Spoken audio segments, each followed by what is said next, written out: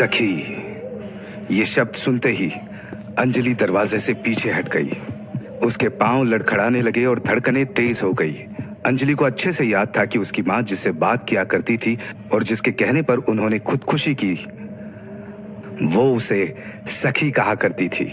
अंजलि ने अपने मां का चेहरा याद किया और फौरन ही आगे बढ़कर दरवाजा खोल दिया।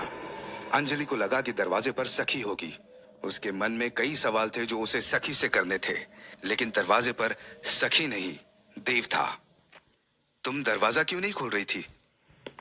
अंदर आते हुए देव ने पूछा। देव को सामने देखते ही अंजलि उसके गले लग गई और फूट फूट कर रोने लगी। अंजलि को यूं रोता देखकर देव घबरा गया। उसने अंजलि को बेड पर बैठाया और बोला, क्या हुआ अंजलि, बताओ मुझे। अंजलि ने खुद को संभाला, अपने आंसू पोंछे और देव को सखी के बारे में सब बता दिया। वो यही है देव, सखी मेरे आसपास ही है।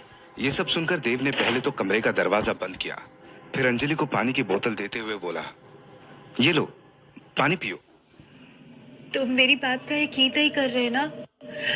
ये मेरा वहम नहीं है देव, सखी है, वो यही कहीं है। मुझे यकीन है तुम पर, क्योंकि मैं जानता हूं कि सखी है।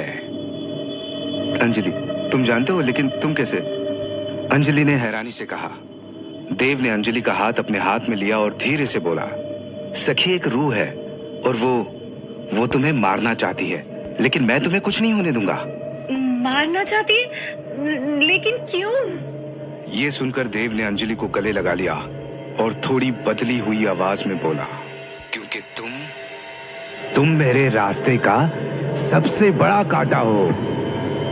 इतना कहकर देव ने अंजलि को कसकर पकड़ लिया। देव मुझे दर्द हो रहा है, देव छोड़ो मुझे प्लीज। अंजलि ने घबराते हुए कहा। तभी देव अपनी बदली हुई आवाज में धीरे से बोला, तुम बिल्कुल अपनी माँ जैसी नहीं हो। वो तो मेरी हर बात मान लेती थी। मैंने बस एक बार कहा था और उस बेचारी ने खुदकुशी कर भी ली। उस वक्त तुम्हें चोट पहुंचाने का कोई और बेहतर तरीका मुझे सूझा ही नहीं। तुम्हारी माँ के जाने के बाद तुम्हें रोता हुआ देखकर मुझे बड़ा सुकून मिलता था। तभी कमरे का दरवाजा फिर से बजा और बाहर से देव की आवाज आई, अंजलि मैं हूं, दरवाजा खोलो। बाहर से आई देव की आवाज सुनकर अंजलि को झटका सा लगा। देव तो उसके सामने था, फिर बाहर कौन था? और अगर देव बाहर है तो जिसने अंजलि को पकड़ा हुआ है वो कौन है? कौन हो तुम? ये मैं हूं अंजलि, तुम्हारा देव। देव की बदली हुई आवाज सुनकर अंजलि अब समझ गई थी कि ये देव नहीं, कोई बहरूपिया है। अंजलि ने इस देव के चंगुल से खुद को छुड़ाने की बहुत कोशिश की, लेकिन उसने अंजलि को नहीं छोड़ा। छोड़ो मुझे। अंजलि ने दबी हुई आवाज में कहा। अब उसका दम घुटने लगा था। उसे समझ नहीं आ रहा था कि अब खुद को कैसे बचाएं। तभी उसने दरवाजे की तरफ देखा और बाहर खड़े देव को आवाज दी, देव। देव दरवाजे के बाहर ही खड़ा था, लेकिन अंदर की कोई आवाज उस तक नहीं जा रही थी। देव ने फिर से नॉक किया। तभी पीछे से देव का कजन शिवम बोला, शायद वो सो रही होगी, तुम भी अपने कमरे में जाओ और आराम करो। जी भाई, देव ने धीरे से कहा।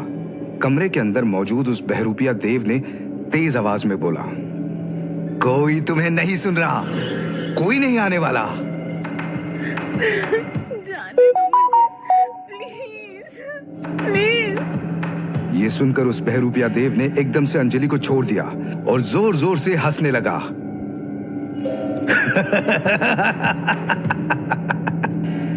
फिर एकदम से चुप होकर सीरियस टोन में बोला, तुम कितनी कमजोर और कितनी बेबस हो। और मैं हूं सर्वशक्तिशाली। पहले भी ऐसा ही था, लेकिन किसी ने कभी माना ही नहीं। लेकिन अब तो सब मानेंगे। तुम भी मानोगी कि मैं तुमसे बेहतर हूं। नहीं, तुम नहीं हो मुझसे बेहतर, अंजलि ने गुस्से में कहा। तभी उस बहरूपिया देव ने अंजलि की गर्दन पकड़ ली और गला दबाकर उसे मारने की कोशिश करने लगा। लेकिन फिर कुछ ऐसा हुआ जो उसने सपने में भी नहीं सोचा होगा। एक चीज देव के हाथ पर लगी और वो दूर जाकर गिरा। ये क्या हुआ? ये कहते ही वो बहरूपिया देव उठा और गुस्से में फिर से अंजलि का गर्दन पकड़ने के लिए आगे बढ़ा। लेकिन इस बार अंजलि ने उसका हाथ पकड़ लिया और एक ही झटके में उसे फिर से कमरे के दीवार के पास फेंक दिया। इस बार वो बहरूपिया उठा और उसने एक पल के लिए आंखें बंद की और जैसे ही आंखें खोली उसके हाथ में एक तलवार आ गई। उस तलवार से उसने अंजलि पर हमला किया, लेकिन वो तलवार अंजलि को छू भी नहीं पाई और हवा में ही गायब हो गई। कुछ देर तक वो अंजलि को हैरानी से देखता रहा और फिर झल्लाते हुए बोला, ये कौन सी शक्ति है? ये सुनकर अंजलि मुस्कुराने लगी। फिर उसने अपने गले में पहने हुए रक्षा कवच को दिखाते हुए कहा, ये है वो शक्ति। ये वही रक्षा कवच था जो 15 बरस पहले पुजारी बाबा ने देव को पहनाया था, वृंदा से रक्षा करने के लिए। कुछ महीनों पहले अंजलि का एक छोटा सा एक्सीडेंट हुआ था, जिसके बाद ये रक्षा कवच देव ने अंजलि को पहना दिया था। अंजलि के ठीक सामने हैरान खड़ा वो बहरूपिया देव असल में कोई और नहीं, वृंदा ही थी। अंजलि के सामने वो अपने असली रूप में नहीं आई। वृंदा यानी बहरूपिया देव ने हड़बड़ाते हुए अंजलि से सवाल किया, ये क्या है? कौन सी माया है ये? ये रक्षा कवच है देव।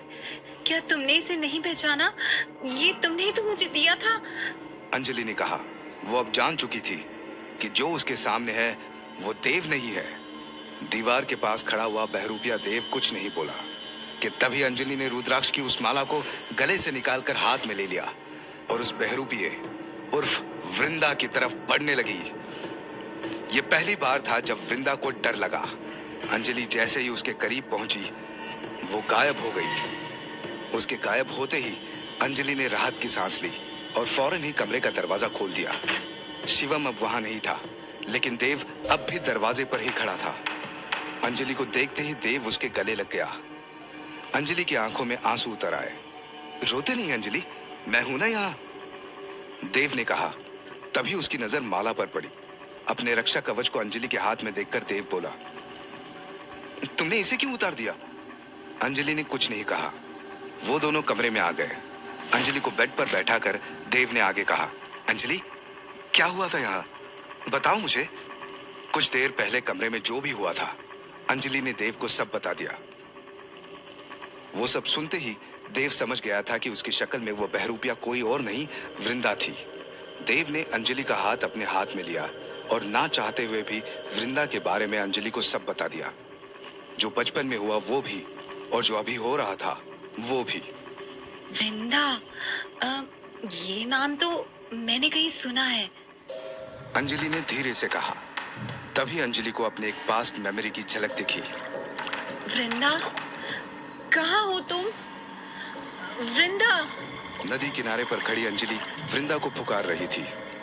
एक ही पल में ये मेमोरी अंजलि के आंखों के सामने से गायब भी हो गई। अंजलि, अंजलि। हाँ। क्या हुआ? कहाँ खो गई? कुछ नहीं, वो बस कुछ याद आ गया। क्या याद आ गया था तुम्हें? पता नहीं, मैं शायद किसी को आवाज दे रही थी। इतना कहकर अंजलि देव के गले लग गई। देव ने आगे कोई सवाल नहीं किया कि तभी देव की नजर दक्षिण दिशा में खुलने वाली खिड़की पर पड़ी। खिड़की के शीशे में देव को वृंदा का अक्स दिखा। देव को देखकर वृंदा जोर जोर से हंसने लगी।